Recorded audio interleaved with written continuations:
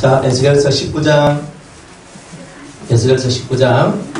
너는 이스라엘 방백들을 위하여 애가를 지어 부르기를 내 의미는 무엇이냐 암사자라. 그가 사자들 가운데 엎드려 젊은 사자 중에서 그 새끼를 기르는데 그 새끼 하나를 키우며 젊은 사자가 되며 식물 움키기를 배워 사람을 삼키며 이방이 듣고 함정으로 그를 잡아 갈고리로 깨어 끌고 애굽 땅으로 간지라. 암사자가 기다리다가 소망이 끊어진 줄을 알고 그 새끼 하나를 또 취하여 젊은 사자가 되게 하니 젊은 사자가 되며 여러 사자 가운데 왕래하며 식물 움키기를 배워 사람을 삼키며 그의 궁실들을 헐고 성읍들을 회파하니 그 우는 소리로 인하여 땅과 그 가득한 것이 황무한지라. 이방이 둘려있는 지방에서 그를 치러 와서 그의 위에 그물을 치고 함정에 잡아 갈고리로 꿰고 철롱에 넣어 끌고 바벨론 왕에게 이르렀나니 그를 옥에 가두어서 그 소리로 다시 이스라엘 산에 들리지 않게 하려 함이니라.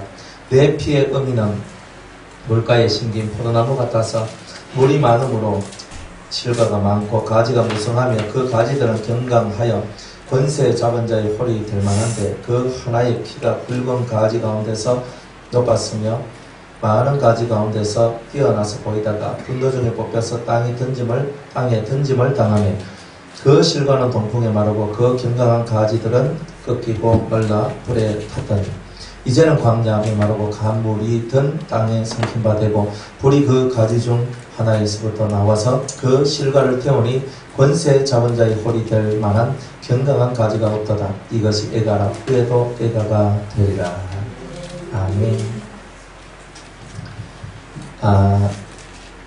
이제 이 19장 이제 넘어오죠. 18장에서 하나님은 의의 기준을 마련해 주시고 그 다음에 악인의 죽는 것을 하나님이 기뻐하지 않는다 그랬어요. 그러니까 저도 이렇게 살다 보면 저런 사람 귀신이 안 잡아가나 좀 하나님 저런 사람은 좀 없는 게 좀 좋은데 이런 생각을 할 때가 있거든요. 여러분들 옆에다 꼭 한 명씩 꼭 그런 사람이 있을 수 있어요. 정말 내 인생에 저 사람만 없으면 내가 진짜 편할 건데 참 귀신도 눈이 멀고 하나님도 눈이 먼 것 같고 그래서 내 인생은 말이 힘이 들고 어렵느냐 그러면서 이 속에서요 막 한탄과 괴로움이 막 있는 거예요. 어떨 때는요 그냥 돈만 좀 많이 그냥 내한테 그냥 주고 그냥 확 갔으면 좋겠다. 그죠? 막 생명법적 그하게 좀 들어놓고 그 동생 팍 나가 팍 죽어보면 내가 얼마나 편하겠노. 이 모르게 우리도 모르는 그런 이런 마음들이요 이 속에서 한 번씩 쏙쏙 올라오지요. 저는 그런 게 별로 없습니다. 그런데 이 마음속에요 우리 마음속에 뭐냐면 저 사람은 악인이니까 죽어야 된다. 그러니까 우리가 재판장에 대해서 그 사람을 결정을 내는 거야. 저 사람은 안 되니까 저 사람은 죽어야 되고 저 사람은 안 되니까 저 사람은 이렇게 돼야 되고 우리는 그런 생각을 하고 산다는 거예요. 실제로 이 인간들이. 그런데 하나님은 어떻게 보시느냐면 그렇게 보시지 않고 사랑하는 나의 아들 딸들아 내가 이 세상에 독생한 나의 아들 예수를 보낸 이유는 한 사람이라도 더 구원시키고 많은 사람들이 그 아들 예수의 이름을 통해서 구원받기를 원하는 그 생명을 살리는 일을 위해서 내가 이 땅에 왔지 않습니까? 내가 이 땅에 예수를 보내지 않았느냐. 너희들도 이 아버지의 마음을 가져라 이런 거예요. 살리는 영, 살리는 자. 그렇죠? 그런데 진짜 내가 살리는 자가 되면은 절대 나의 유익을 구치 않아요. 이게 철저한 원칙입니다. 나의 유익을 구하는 사람은 절대 사람을 살릴 수가 없어요. 살릴 수가 없어요. 근데 어제도 제가 이제 대전에 가서 이제 말씀 이제 전하고 성도님들하고 같이 이제 커뮤니케이션을 했거든요. 내가 하면서 이런 얘기를 했어요. 목사님 세상에 본인들이 어떤 목사님 자기 교회에 부흥회 왔는데 목사도 사기꾼이 있대요. 이렇게 얘기하는 거예요. 그래 왜요? 그러니까 이제 사기꾼이라고. 그러면서 사람들 돈을 갈취하고 막 이렇게 하는 그런 것들을 자기들이 당했다고 그런 것들을 봤다면서. 그래 그렇잖아요. 그래서 살군 목사라. 어떻게 목사님이 저럴 수 있나? 근데 목사자 딱 띄고 보니까 사기꾼이다. 이게 나오대요. 성도님들 그렇게 보시면. 그러니까, 지금 이 시대는 영을 분별하고 살아야지. 성도님들이 하는 말이 그거예요. 그 집사님들인데, 집사님들이, 분별해야지.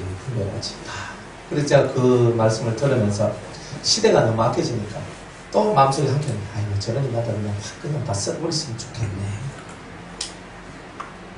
왜? 있어봐야 하나님 나라에 해악만 끼치거든요. 그런데 우리는 좀 극단적으로 생각할 때가 많더라, 이 말이에요, 인간들은.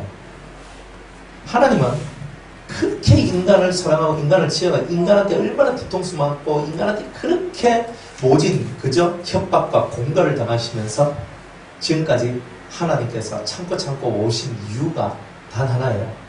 한 명이라도 더 구원시키기 위해서.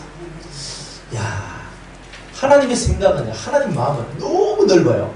사실 너무 넓어. 우리는요, 쏘가지가 좁고 못돼 빠졌어요.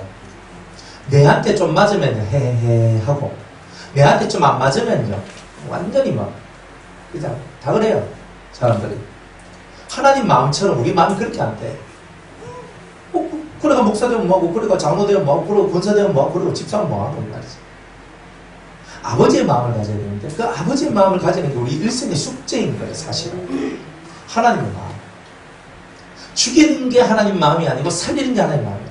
어쨌든 간에 살리기 위해서 노력을 하는 거예요. 살리기 위해서.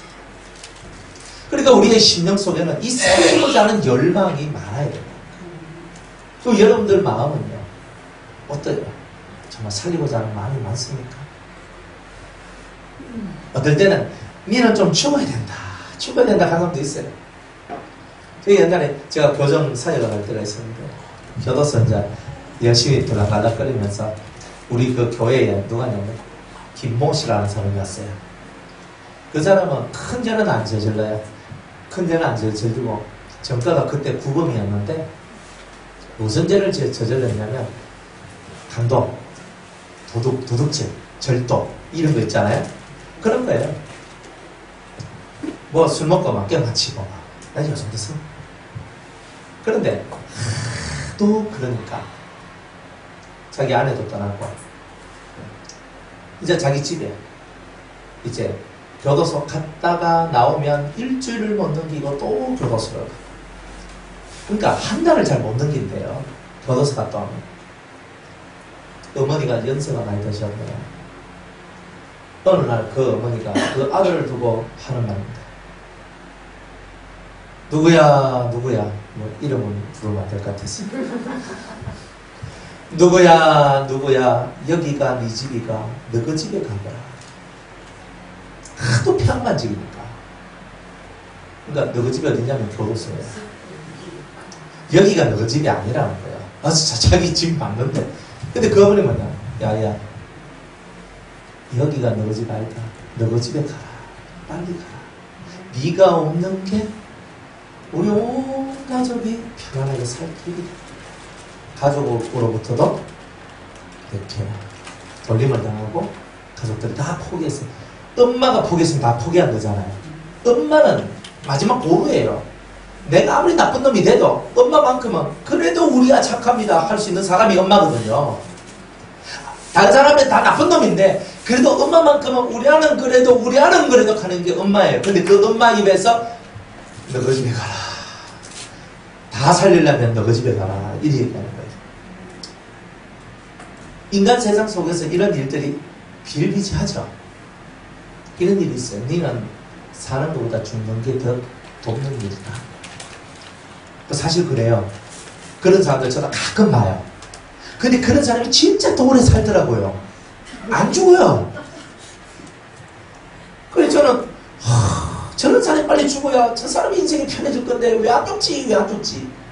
그 옛날에는 빨리 죽었으면 좋겠는데 이런 생각을 하는 거예요.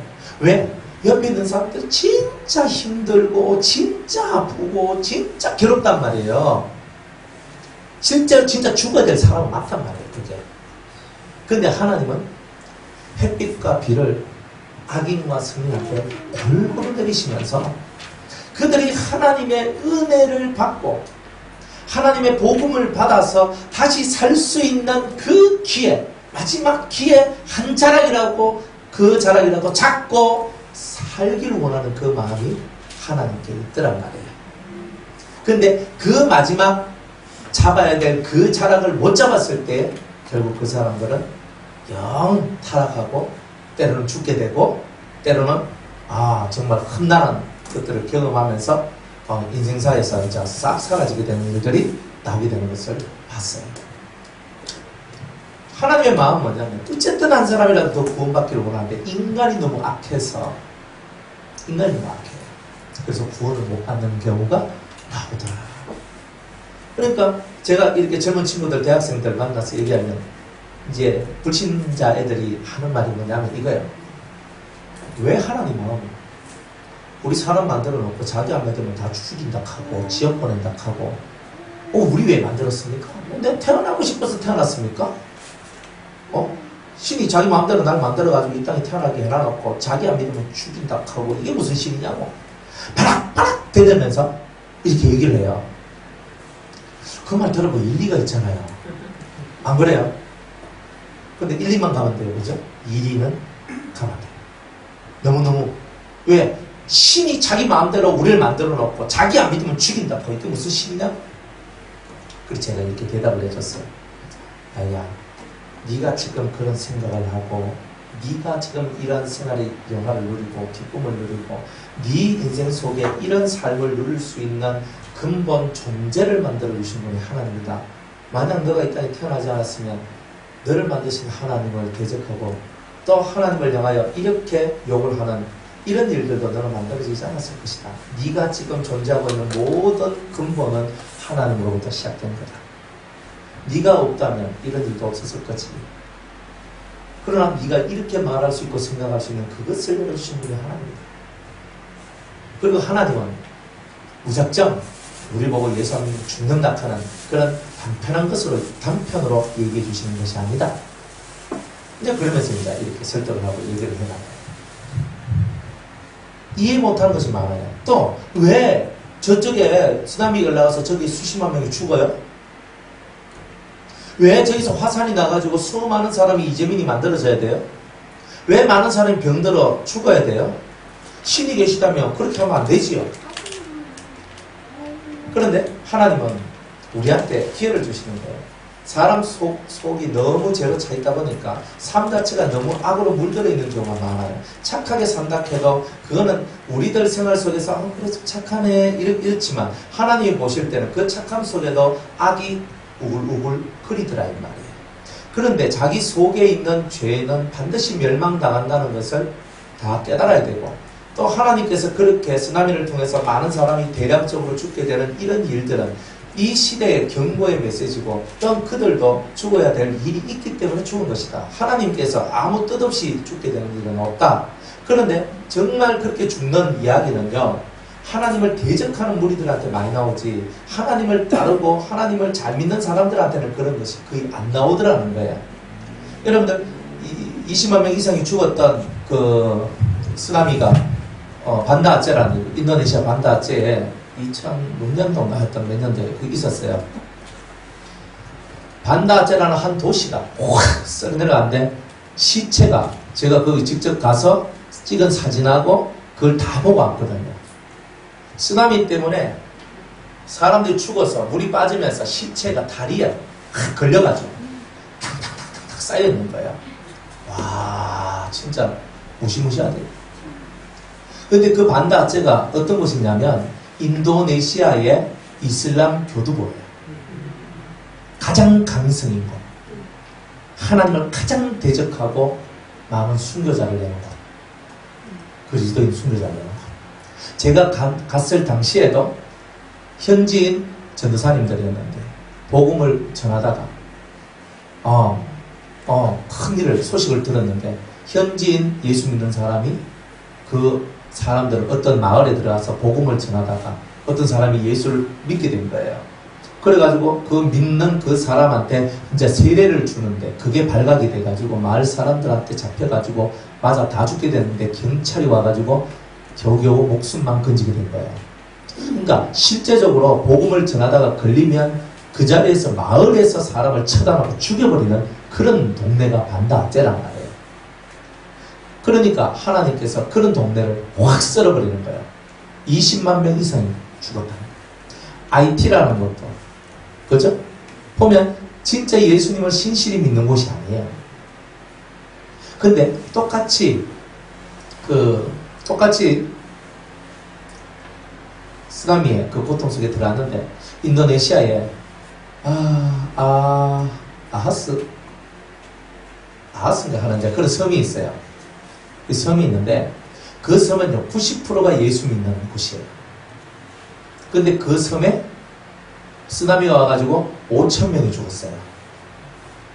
그 섬에 그는 90% 이상이 예수 믿는 곳이에요. 그런데 거기는 너무 뜨거워가지고 날씨가 40도가 기본이 40도래요. 날씨가.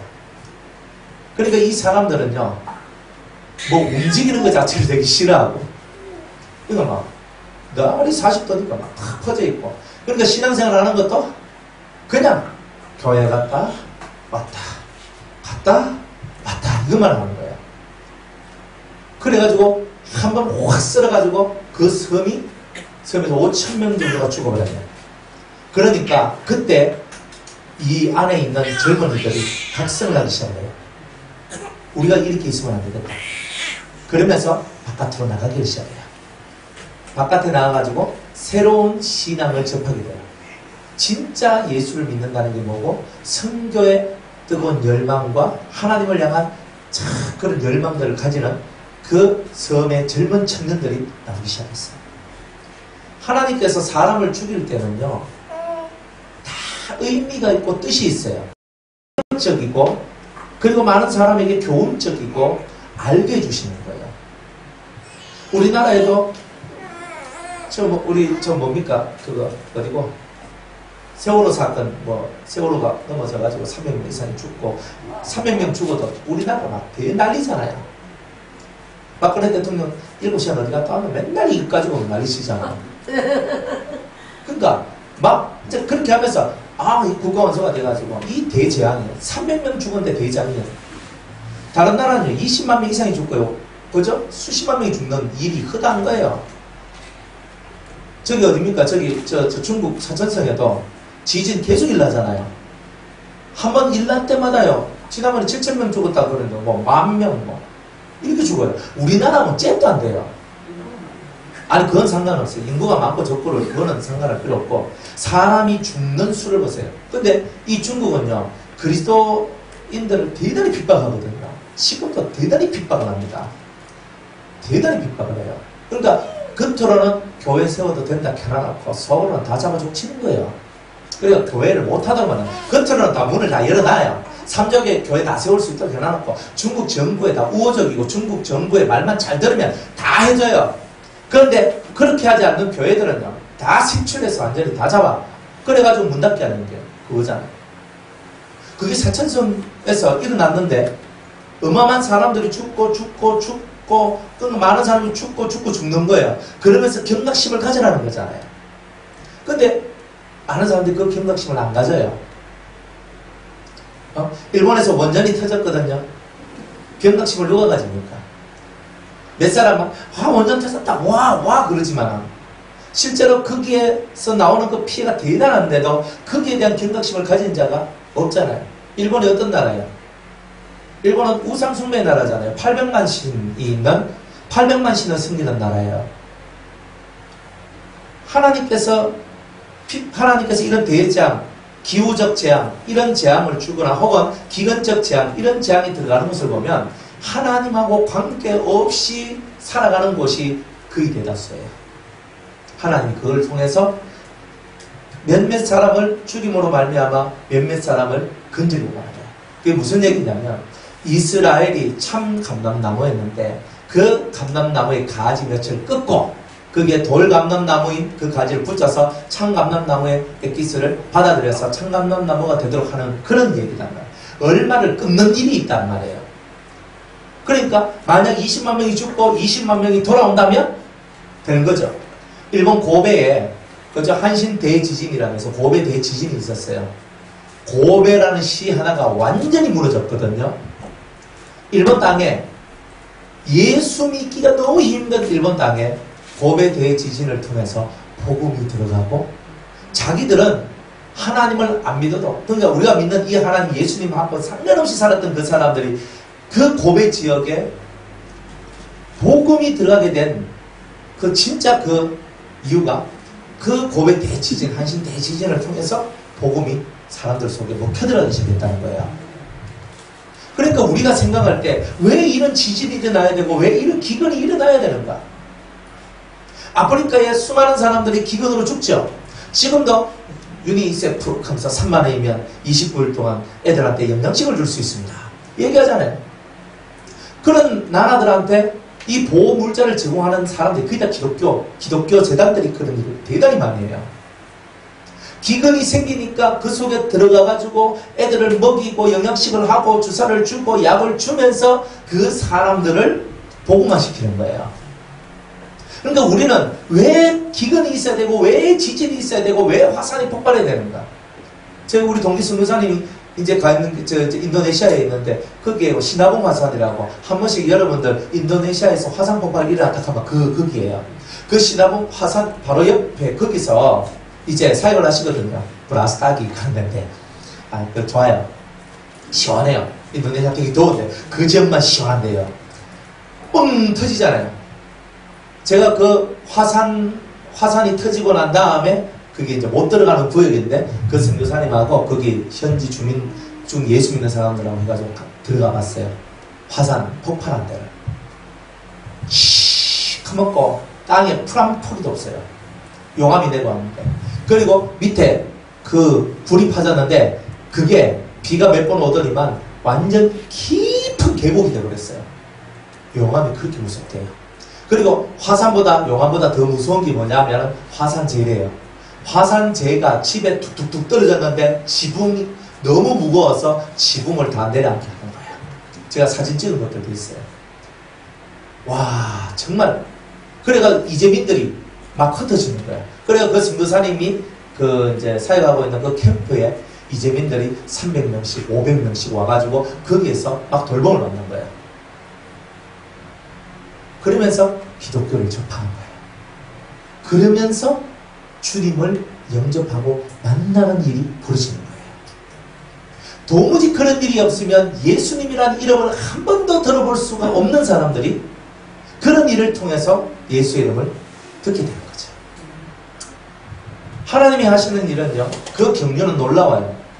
그러니까 여러분들 우리가 속 좁은 마음 가지고 왜 하나님은 이렇게 안 하시고 왜 이렇게 하셨는가 이런 말 할 필요가 없단 말이에요. 하나님이 하시는 일은요, 이렇게 안 할 일을 이렇게 하셨다면 이렇게 해야 될 일이 있기 때문에 이렇게 하셨고 이 일이 궁극적으로는 우리한테 유익이 되기 때문에 이 일을 허락하시는 거예요. 그것을 믿어야 된단 말이에요. 우리가 죄 짓는 일이 아닌다며요. 그렇다 이 말이에요. 뭐 죄 짓다 하면 그거는 하나님과 관계없는 거고 죄 짓는 일이 아닌데도 우리의 삶 속에 이것보다 이거를 더 하나님께서 원하시고 이 길을 열어주셨다면 이 길 속에는 특별한 하나님의 계획하심이 있다는 거잖아요.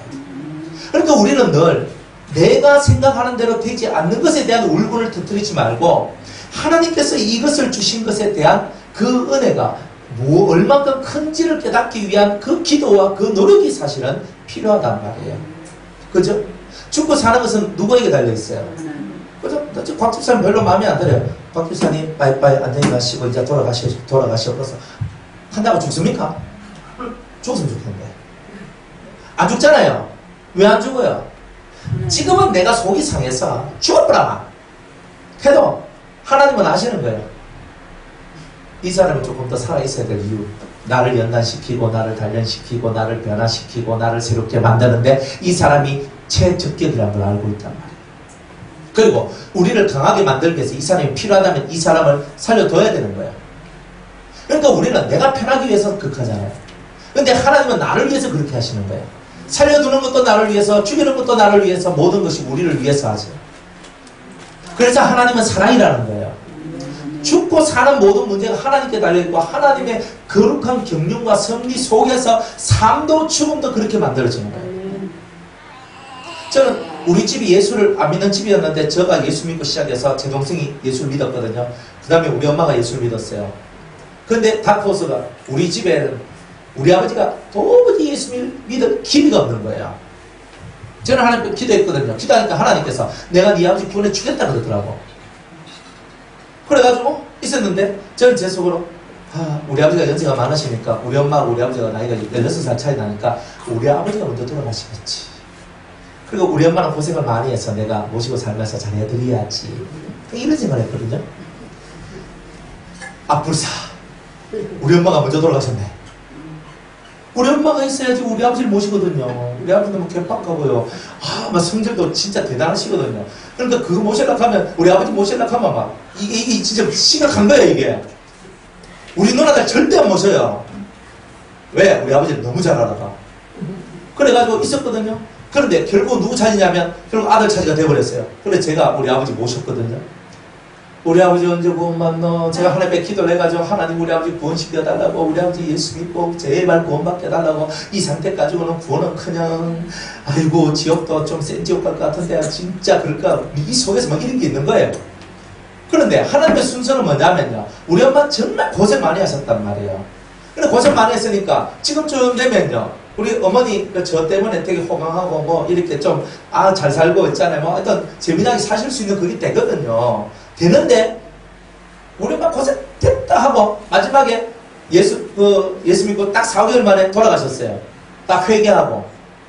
그래가지고 어머니가 이 세상도 다 틀고 가셨거든요. 그러면서 구원받았단 말이에요.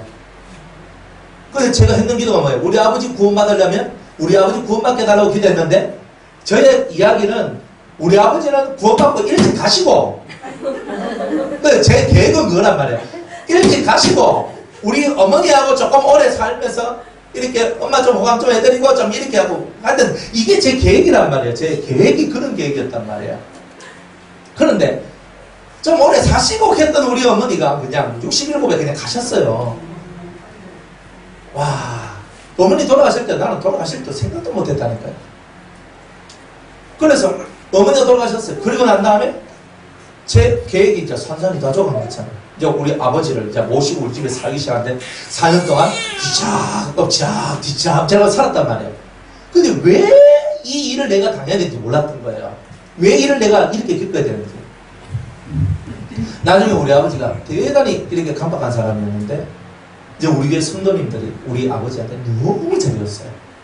그러니까 우리 큰 누나가 그 보살이거든요. 저하고.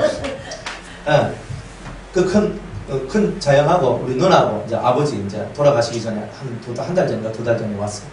와가지고, 그래, 아버지 가면서 이제 제가 없을 때 이제 아버지하고 얘기를 뭐 속닥속닥 많이 했는가 봐.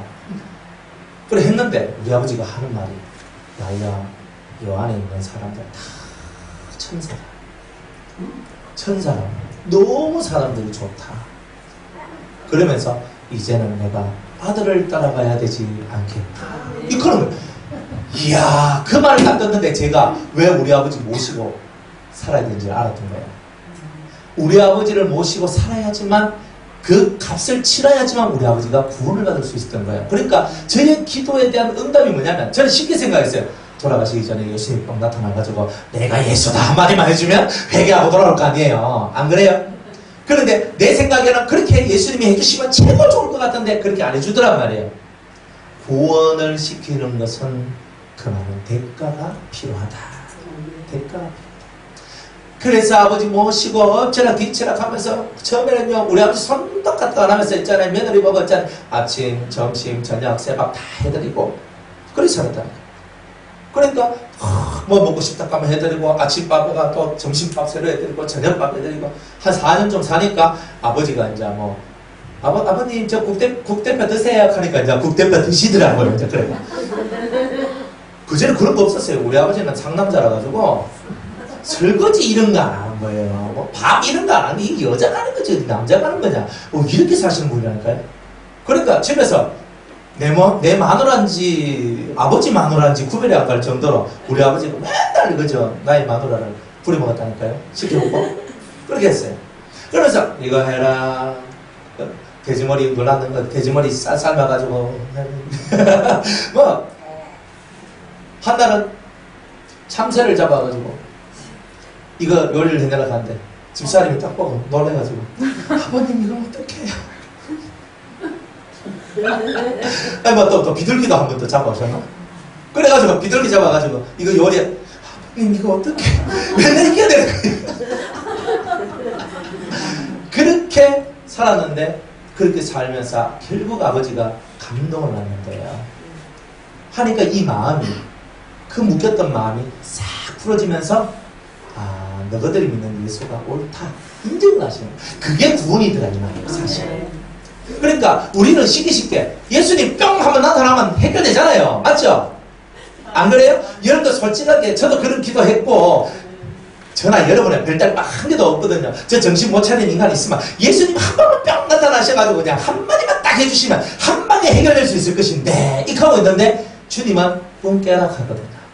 그게 아니고 네가 한 영혼을 구원하기 위해서 네가 얼마나 많은 희생을 치러야 되는지를 알아야 된다. 내가 십자가에 달린 것처럼 너도 십자가에 달리는 고난 속에 있어줘야 된다. 그게 이제 하나님의 뜻이고 계획이더라고요. 그러면서 우리가 인간 돼요.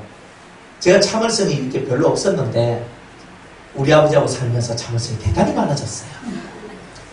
또 여러 가지 연단, 목회를 하니까 안 참을 수 없잖아요. 성도님들하고 못 싸우잖아요. 뭐시나 게다가 하고 있는 거 이제 자꾸 해야 되는 거예요. 그러다 보니까 이제 속에 내공이 좀 생겨가지고 있잖아요. 좀 참기도 하고 막 그랬거든요. 아, 다 이렇게 지나가야 될 일이구나. 다 지나가야 될 일이구나. 그렇습니다. 하나님은요, 악인의 죽는 것을 원치 않아요.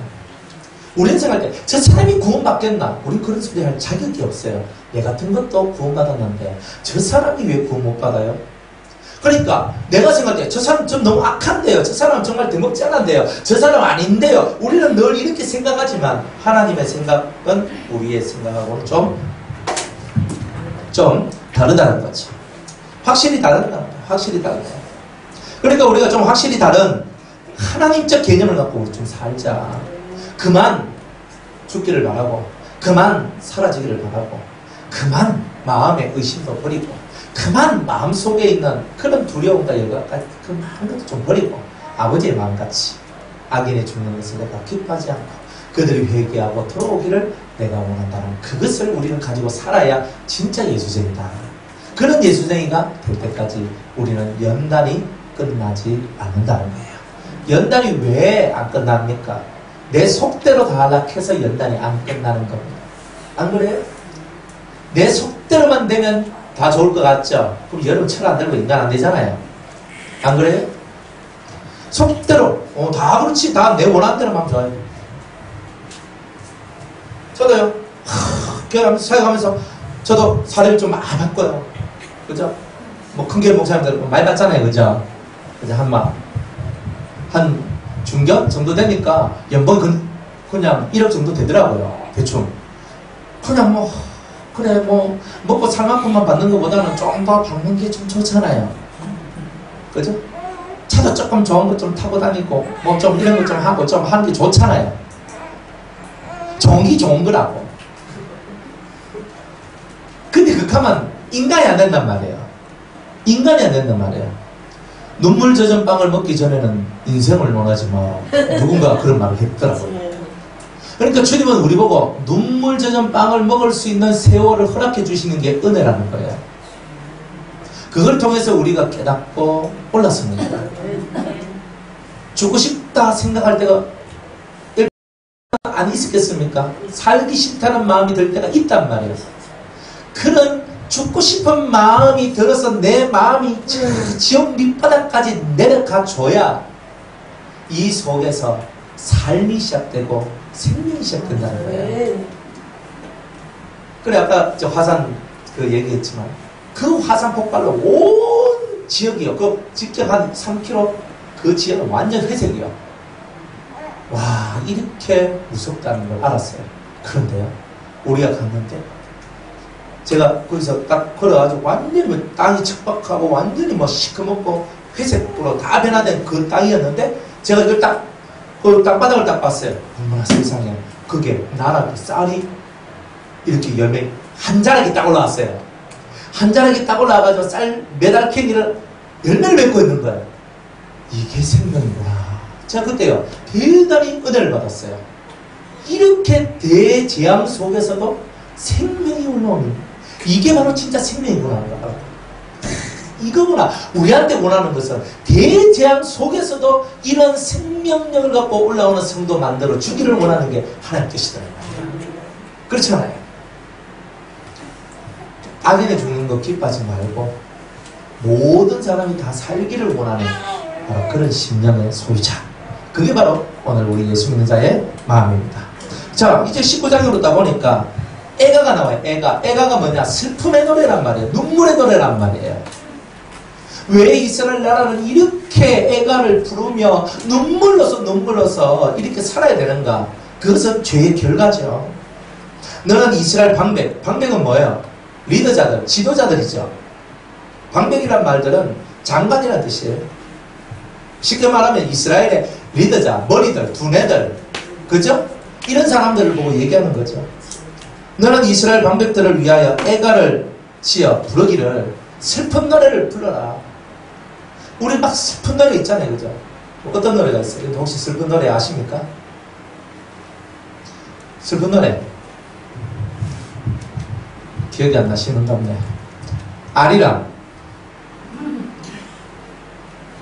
아리랑의 곡조가요 대단히 슬픈 곡조예요. 아리랑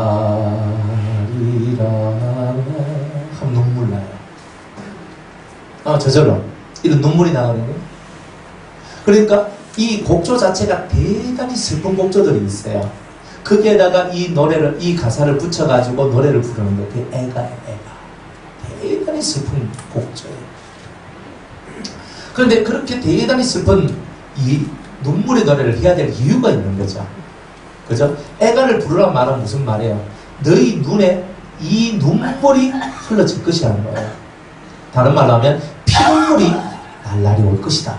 이 얘기를 하나님께서 이스라엘 민족들한테, 특별히 방백들한테, 지도자한테 말해주고 있는 거죠. 자, 부르기를 내 의미는 무엇이냐? 암사자라. 그죠? 암사자라. 그가 사자들 가운데 엎드려 젊은 사자 중에서 그 새끼를 기르는데, 그죠? 그 새끼 하나를 키우며 젊은 사자가 되어 식물 움켜쥐기를 배워 사람을 삼키네. 그러니까 노력하는 거, 사냥하는 걸 배웠단 말이에요. 이 새끼, 사자 새끼가. 그래서 새끼 하나를 키워서 젊은 사자가 되었는데, 그래서 사람까지 잡아먹는 그런 사자로 키웠단 말이에요. 이방이 듣고 함정으로 그를 잡아 갈고리로 꿰어 끌고 애굽 땅으로 간지라 그랬어요. 애굽은 세상이잖아요. 근데 이게 무슨 말이냐면 실컷 이렇게 암사자는 이스라엘을 이렇게 얘기하는 건데, 그 이스라엘이 이제 계속 시대마다 사람들을 키워나가잖아요. 또 많은 왕들을 키워나갑니다. 근데 이 왕들이 어떻게 됐냐면, 이 왕들이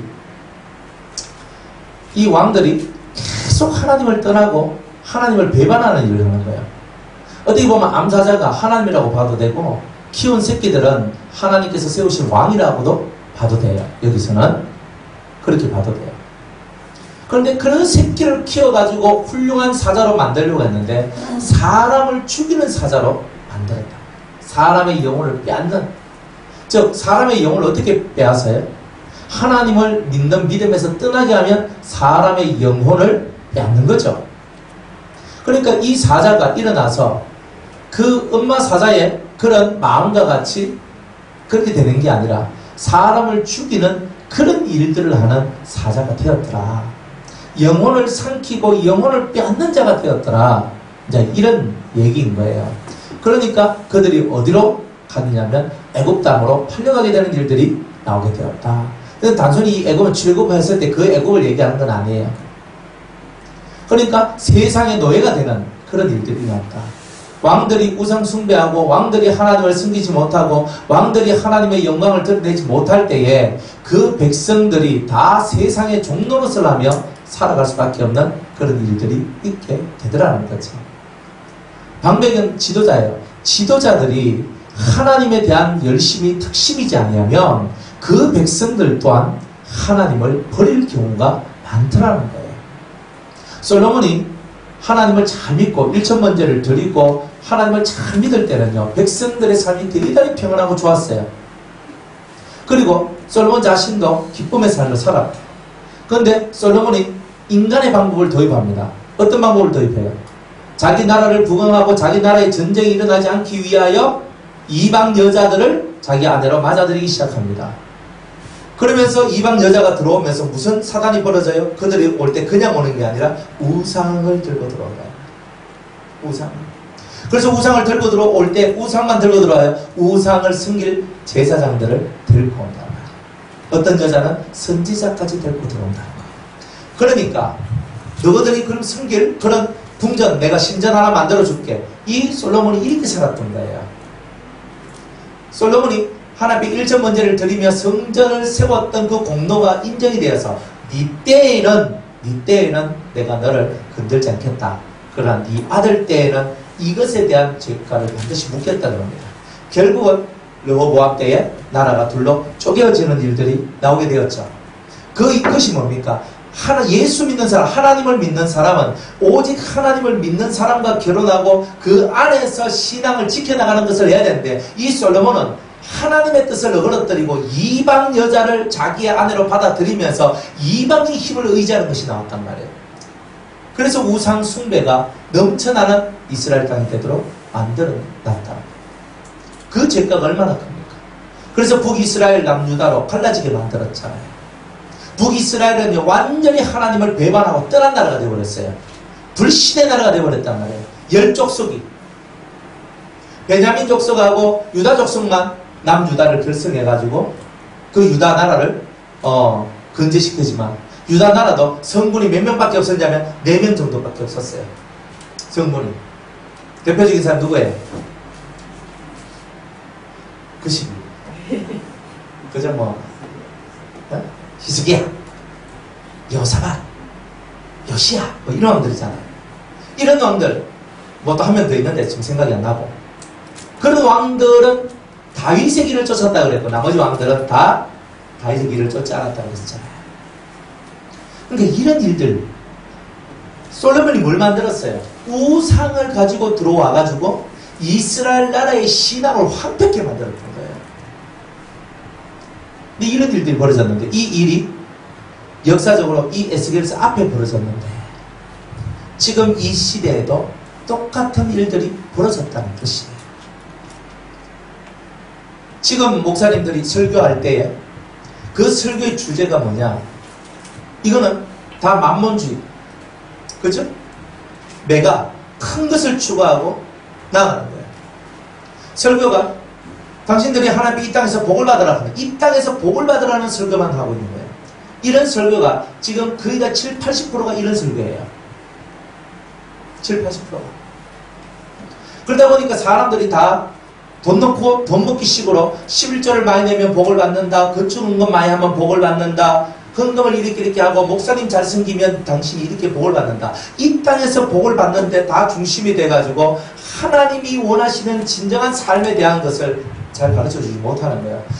그냥 단적으로 말하면 그냥 이 땅에서 복 많이 받고 가정이 평안하고 건강하게 너희가 물질적으로 어려움 받지 않고 살아가는 그런 예수를 자꾸 따라가도록 만드는 그런 일들이 있더라고요. 얼마나 슬퍼요. 진짜 그게 예수님의 뜻일까요? 정말 그게 예수님의 뜻일까요? 이 땅에서 여러분이 잘 먹고 잘 살고 건강하게 사는 게 예수님의 뜻일까요? 그럼 욥은요? 욥은 그렇게 자식이 다 죽어야 했고, 물론 나중에 10명의 자식 다시 얻었다 할지라도, 그러나 이미 죽은 자식이 있잖아요. 10명의 자식. 아내는 도망가고 자식들은 다 죽고 재산은 다 날아가고 친구들은 자기를 정죄하고 마누라는 떠나가고 자기 몸은 고통하고, 이거 인간이 받을 만한 고난이 아니잖아요. 왜 욥은 그런 고난을 받아야 돼요? 그렇게 잘 먹고 잘 사는 것이 하나님의 뜻이라면 욥은 그런 고난을 받아야 될 이유가 전혀 없잖아요. 안 그래요? 예수님의 그런 교훈 중에서 거지 나사로의 얘기를 보면은, 부자가, 잘 먹고 잘 사는 부자가 천국 가야지. 왜 거지 나사로가 왜 천국 가요? 그러면 안 되지요.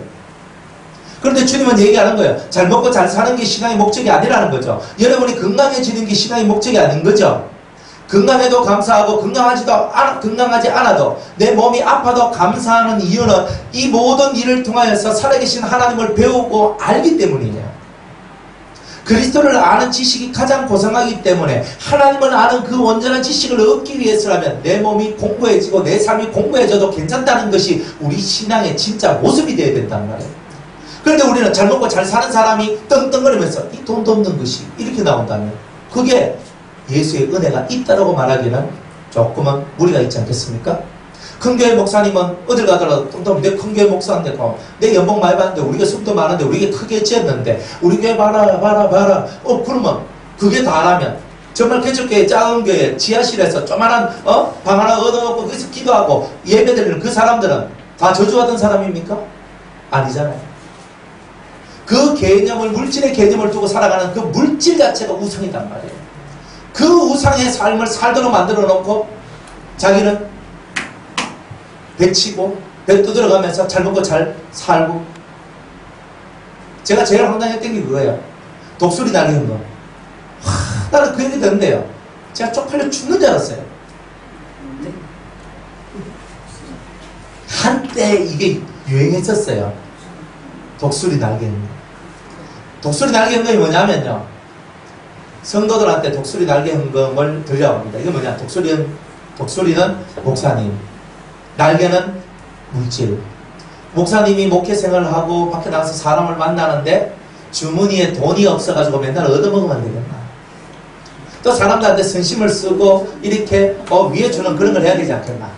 그러니까 목사님의 사역에 날개를 달아주자. 그게 독수리 날개 헌금입니다. 그거 독수리 날개 헌금을 딱 하면요, 교회 재정으로 안 들어가요. 헌금을 하되 헌금 기도를 해요. 근데 그거는 재정으로 안 들어가고 어디로 들어가냐면 막바로 목사님 포켓으로 수속 들어와요. 재정지사한테 돈 딱 모아가지고 그저 딱 그거 해가지고 목사님한테 이번 주 독수리 날개 헌금입니다. 그거 주는 거예요. 먹고 살기 위해서 목사하는 게 아니고 내가 다른 사람들한테 뽐대 내기 위해서 목사하는 게 아니란 말이에요. 그런 것을 만들어가지고 그렇게 살고 있는 거예요. 하나님이 개탄하고 통탄하잖아요. 주님은 우리한테 이렇게 얘기해요. 너희가 먹을 것을 주어라, 이렇게 얘기한단 말이에요.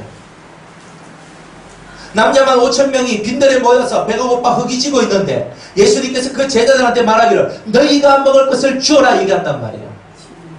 주님, 겁이 딱 나는 거예요. 5,000명 남자 여자 다 합치면 한 2만 명 되는데 저거 왜 미기노 이 말이에요. 예수님, 저거 우리 못 미깁니다. 다 죽어요, 다 죽어. 너희들이 먹여주라 해도 못 먹이는 거예요.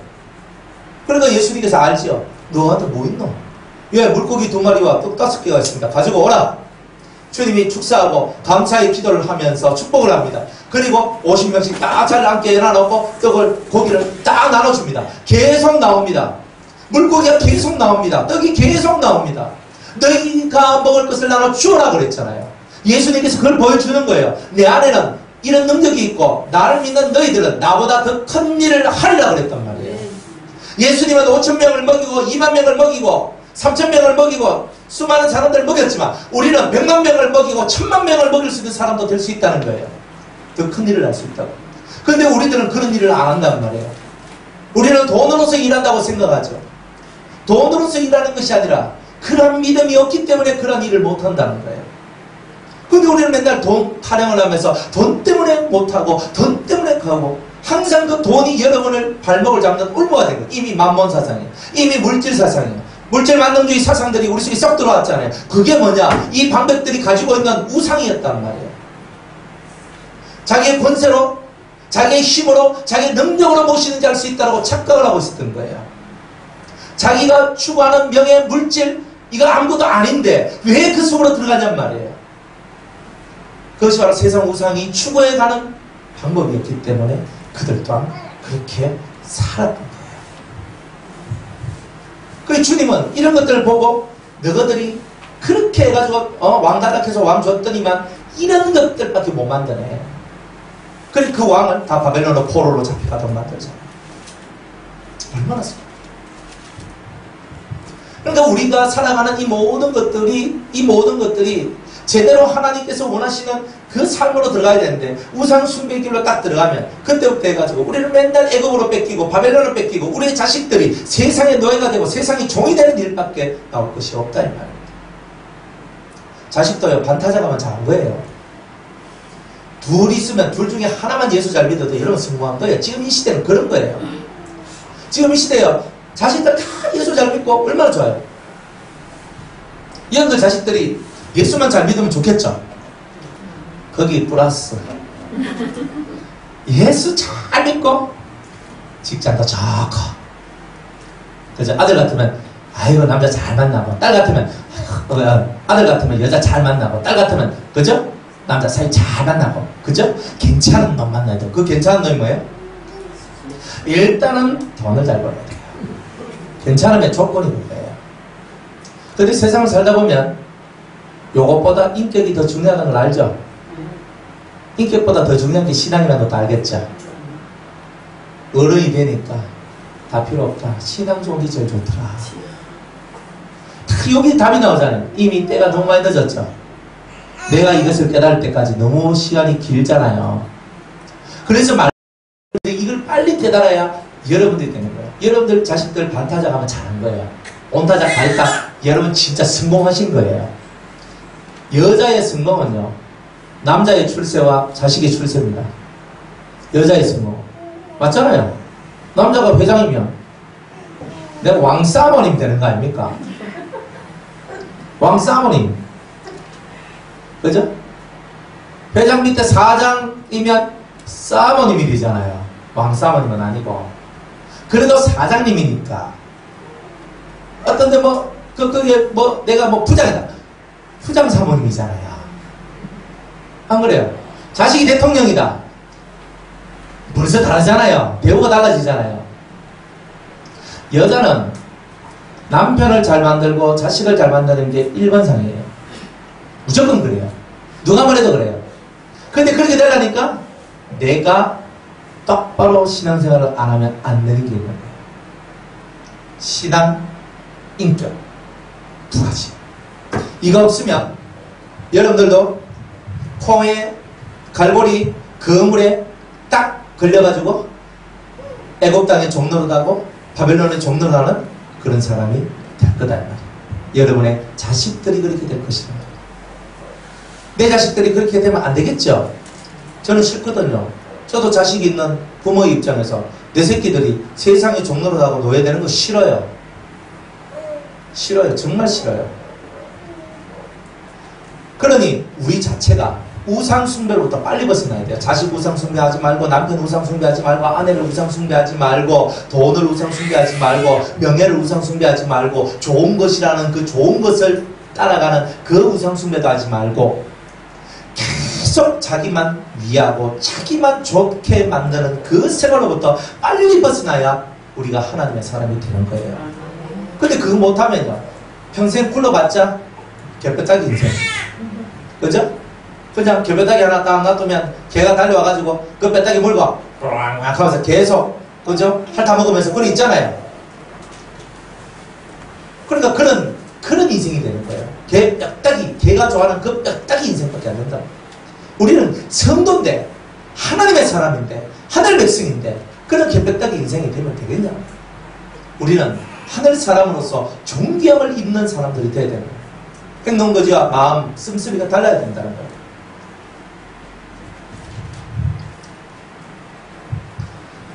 오절에 보니까 암사자가 기다리다가 소망이 끊어진 줄 알고 그 새끼 하나를 또 취하여 젊은 사자가 되려니 또 다른 새끼 하나를 취했어요.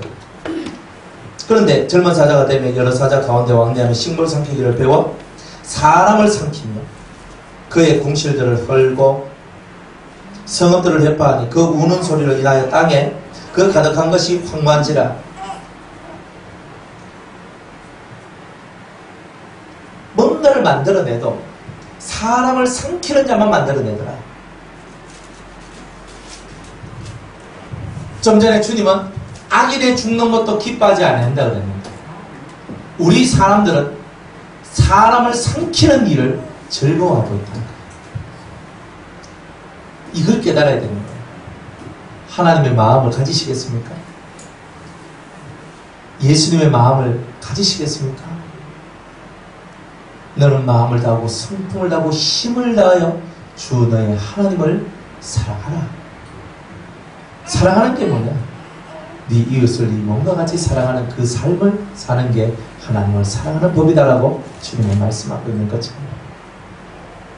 그렇게 막 우상을 숭배하고 자기 원하는 대로 자기가 기뻐하는 대로 사람의 영혼을 갈취하고 그렇게 살아가니까 하나님이 이방인들을 통하여서 그 성을 둘러싸게 만들고 결국은 자기 안에 있는 모든 것들이 털려서 이방 땅으로 옮겨지게 되는 일들이 나오게 되더라. 이렇게 얘기합니다. 성경에 있는 모든 말씀이 이루어집니다. 레위기 26장을 볼게요.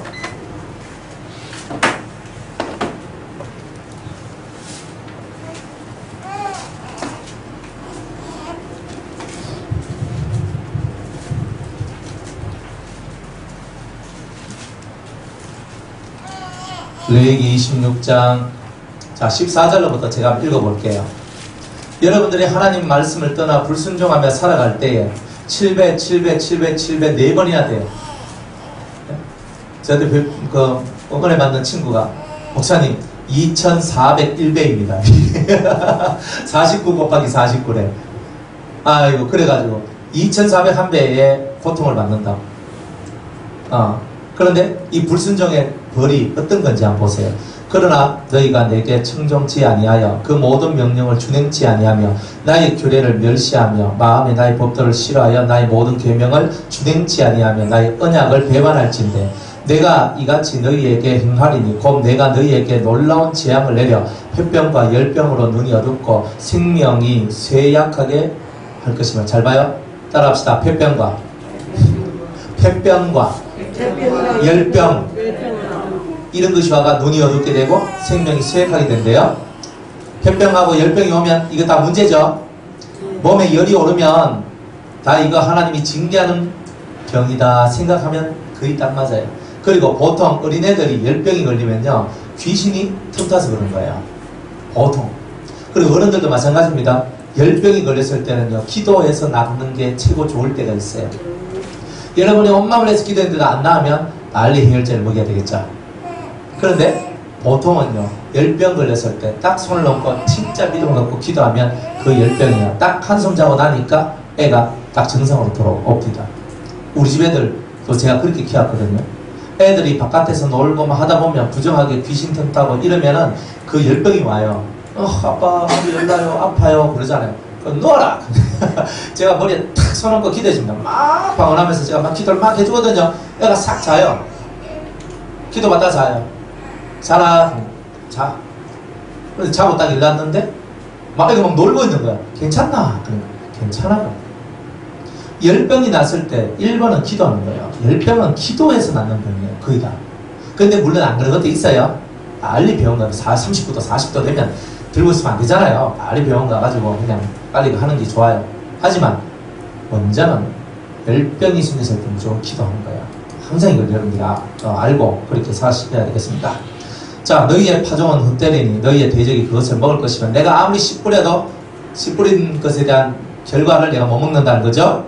내가 너희를 치리니 너희가 너희 대적에게 패할 것이요 너희를 미워하는 자가 너희를 다스릴 것이며 너희는 쫓는 자가 없어도 도망할 것이고 너희가 그렇게 되어도 내게 청종치 아니하면 너희 죄를 인하여 내가 너희를 7배나 더 징치하리라 벌 줄 것이다. 이렇게 얘기합니다. 내가 너희의 세력을 인하여 교만을 꺾고 너희 하늘로 철과 같게 하며 너희 땅으로 녹과 같게 하리니 너희 수고가 헛될지라 땅은 그 산물을 내지 아니하고 땅의 나무는 그 열매를 맺지 아니하리라. 계속 이런 고통과 환난들이 다가온다는 거죠. 너희가 나를 거스려 내게 청종치 아니할진대 내가 너희 죄대로 너희에게 7배나 더 재앙을 내릴 것이라. 내가 들짐승을 너희 중에 보내리니 그것들 너희 자녀를 움키고 해친단 말이에요. 들짐승 사나운 악한 영들 그죠? 세상으로 말하면 깡패들 조직 폭력배들 그리고 악한 자들 이런 게 다 사나운 짐승들이에요. 걔네들이 내 자식들을요 잡아 삼킨다는 거예요. 그래 자식들이 깡패가 되고 일진이 되고 이런 사건들이 일어나죠. 이제 그런 일들이 이런 저주 아래 있으면 이런 일들도 일어난다는 거예요.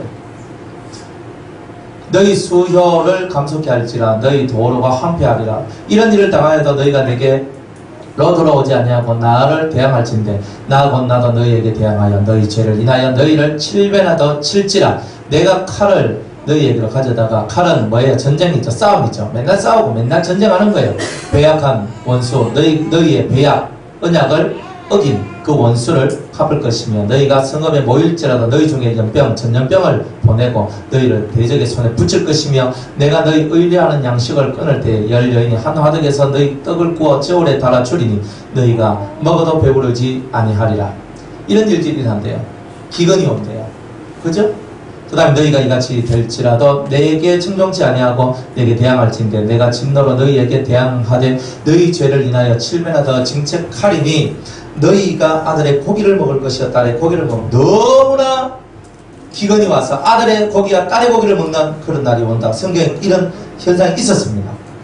내가 너희의 성당을 헐며 너희의 태양 주상을 찍어 넘기며 너희 시체를 파상한 우상 위에 던지고 내 마음이 너희를 싫어할 것이며, 내가 너희 성읍으로 황폐케 하고 너희 성소들로 황량케 할 것이요 너희의 향기로운 향을 흠량치 아니하고 그 땅을 황무케 하리니, 땅이 완전히 박살나고 황무케 될 것이다. 거기 거하는 너희 대적들이 그것을 인하여 놀랄 것이며, 내가 너희를 열방 중에 흩을 것이요 디아스포라 만들 것이요 내가 칼을 빼어 너희를 따르게 하리니 너희 땅이 황무하여 너희의 성읍이 황폐하리라.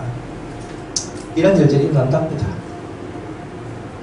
그래서 우리는 아무리 우상 숭배하고 아무리 그저 세상 것을 향해 나가도, 우리가 아무리 세상 속에서 강해지고 능한 자가 되고 싶어도 우리는 그렇게 못 된다는 거예요. 하나님을 믿는 사람은 하나님으로 말미암아 사는 거예요. 예수 믿는 사람은 예수로 말미암아 사는 거지, 예수 없는 삶은 삶이 아닌 거예요. 속에 예수님을 더럽게 사랑하는 그런 은혜가 있기를 원합니다. 그렇게 되길 바랍니다.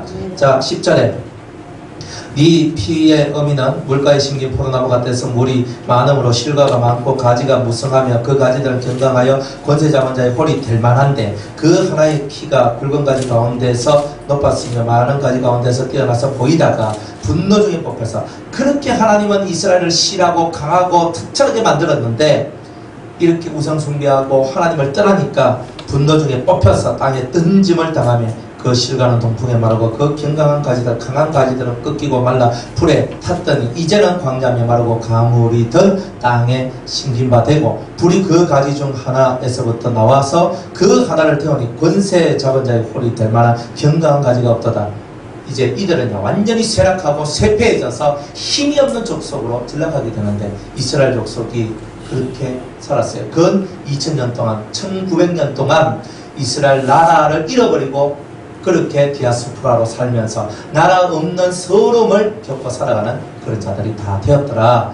우리가 이런 삶을 살지 않기 위하여서 우리 믿는 자들, 특별히 지도자들, 특별히 은혜를 조금이라도 더 받은 우리들이 깨어서 우리가 사는 그런 일들을 해야 될 것입니다.